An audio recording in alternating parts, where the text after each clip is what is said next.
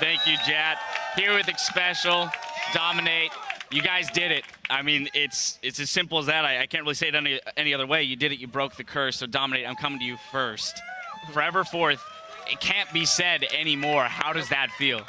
It feels great. Like, it's such just like an annoying thought in the back of your head. Like, it's not something that you really concentrate on all the time, but like going into these games, it's like, damn, man, if I finish fourth, like, we're just gonna get it forever. So it's nice that, like, for history's sake, there's not gonna be curse forever fourth. And Special, you have actually been on the flip side of that forever fourth curse for a long time, in that you were playing on the teams that were pushing curse down. You were the teams that were beating them and getting third, second, first. You then join the roster. You kind of assume the responsibility of trying to break that curse, and you've done it too. So tell me a little bit about your journey in coming into something like that where it's expected and trying to disavow that. I don't think we ever thought that we would just, forward four. It's not something that we really keep in mind, but I unexpectedly feel a lot happier. Usually, you know, getting third place, fourth place, like in the end, it doesn't matter too much, especially for spring. But after winning that game, just hearing everybody on the team say, yeah, we broke the curse, screw the curse, you know, stuff like that. So I was happy, and I mean, we really wanted to get, you know, into the finals. Unfortunately, we didn't get there, but I think we're looking a lot stronger now, and we're definitely on the upswing. Well, you talk about wanting to have been in the finals and not quite getting there, but we must remind ourselves it's the spring split, right? And when we look, if we go back to the beginning of this split, where you guys had a sub, then you were subbing in, subbing out, having some roster issues, and then you look at the fact that you finished third. It's actually quite impressive when you think about the fact that you have an entire split yet ahead of you to improve and fight for that championship spot.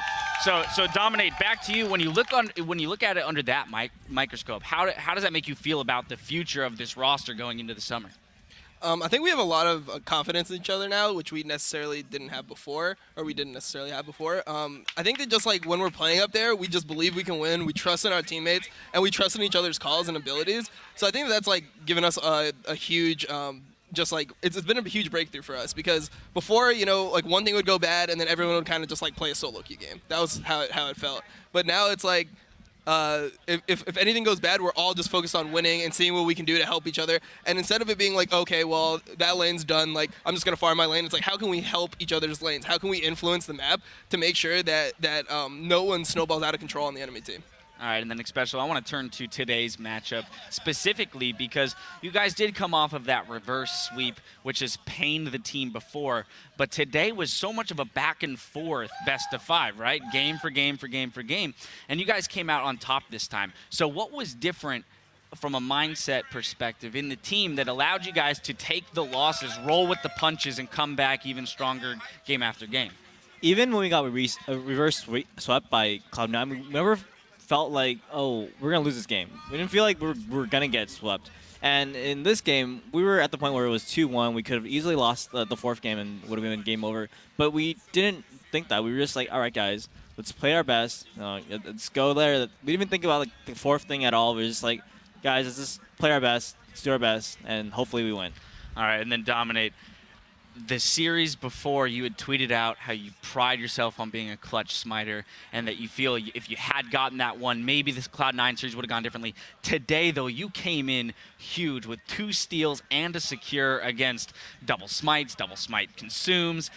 You know, how, I mean, there's no real question attached to that. I just kind of want to get your perspective on coming into this match and knowing that so much could hinge on a single play like that where you can secure your team the win, and how you felt coming out of today, knowing that you can claim yourself as a clutch smite. I think it's just like, it's something that you always just want to be able to do in the moment. It's never something that you go into a series like, oh yeah, I just need to hit, like, I need to steal a Baron here. Like, you never want the game to come down to a Baron steal, but if I'm in that situation, I pride myself on being able to, like, stay focused, stay calm, like, read the numbers, and try to, like, actually get my smite in there at a good time. And, yeah, I think that just today I was able to, like, prove that I can, like, steal Barons, and you should be afraid to go into 50-50 situations with me. Now, on a somewhat lighter note and non sequitur, earlier in the split, Steve tweeted out that he would take you guys all out to Hawaii if you finished higher, anywhere higher than fourth. Was that any extra motivation there for you guys to get a little trip out of it, or is that just kind of in the back of your minds? I don't think we even want to go to Hawaii. Yeah. No? Most of us are just gonna like go back, maybe take like a couple days. Like I know I'm gonna go on vacation with my girlfriend for like 4 or 5 days, and then just come back and start grinding. Like that's pretty much my goal. Right back to the grindstone. So actually, when we look forward to the next split, we've talked about how there is a lot of room for growth. But what are your guys' immediate plans when you do come back? Is it, back to mechanics, back to solo queue, just keeping yourselves as individuals fresh and keeping your love for the game fresh, or is it back to scrims and doing more team-oriented things where you talk about improving that communication and being able to support each other when things don't go perfectly in a game? I think a lot of it is now that we got the trust down, it's not going to go away. We're not going to be all of a sudden be like, oh, Klaus, like, you just... Back from vacation, I no longer trust you. Yeah, it doesn't work that way. So, I mean, we're going to work on both solo queue and scrims, but, I mean, right now, all I can think of is this, like, I want to go home. Let's just get some downtime and just relax a bit. And this split has been really up and down, and it's nice that we ended the split on a win, but then we need to, get rid of some stress and then come back really strong for a summer split, which matters even more. Now, when this split, and this season in particular, so far has had an incredible amount of diversity in champions. We've watched the tank meta develop, but even within that meta, where we do see a lot of tanky champions, the pools within each role are rather large. We saw in this series specifically, the bans changed drastically between games. There were only 2 shared bans between the first 2 games, a couple shared bans between the second 2 games. What has that done for you guys as players and your development, knowing that there are far more playable options out there seemingly this season than in the past, and the way that you have to practice and prepare for these matches?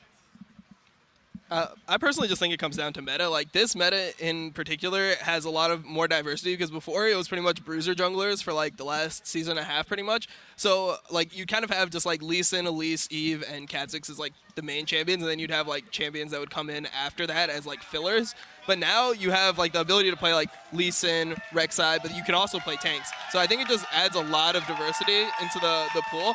And I think it's kind of good for like some of us older players because we've just played a lot like more games on weird champions that might randomly become meta. So like for example, Nunu wasn't too good this season, but then when like the Juggernaut came in, or Cinderhulk rather, came in, like it's one of my favorite champions to play, and I really like feel like that's a power pick for me. So I mean, I think that the meta just kind of like favored us in that respect. All right, well, you guys played phenomenally today. It was a really hard-fought series. I want to congratulate you again on snagging that 3rd place, getting those championship points, and rolling into the summer split in a good position.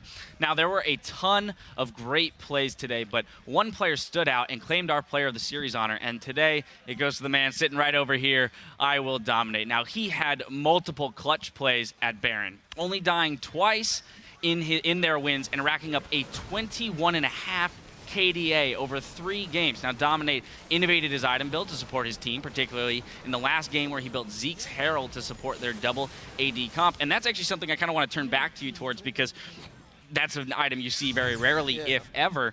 And it actually, when it popped up, I was standing next to Jad. It kind of caught us both, off guard. But then immediately we're like, that makes perfect sense. On Nunu, it gives you 20% CDR, and then it gives you attack damage and lifesteal to your AD carries. It allows them to be a little bit more aggressive in their positioning in fights. Was this something that was a gold amount that you came back with? Because it is cheaper than Frozen Heart, for example. But no, something that Piglet wanted, but I think that like our mentality into it was that we were gonna go like AD Corki and AD Lucian, but then we ended up going AP Corki, so I don't even know if it was a good item to build there anymore. But I was like already almost complete. Like I have a Vam Scepter. Like what am I gonna do? Build a Hydra on Nunu? So I pretty much just had to go with the Zeeks at that point, and it was good for Piglet. And I mean, I'll take a little bit more attack damage, some Nunu slaps in there. So. Yeah, why not? Yeah, we saw the second needlessly our Drod come in for Corki, and we're like, wait a second, that's not an AD Corki.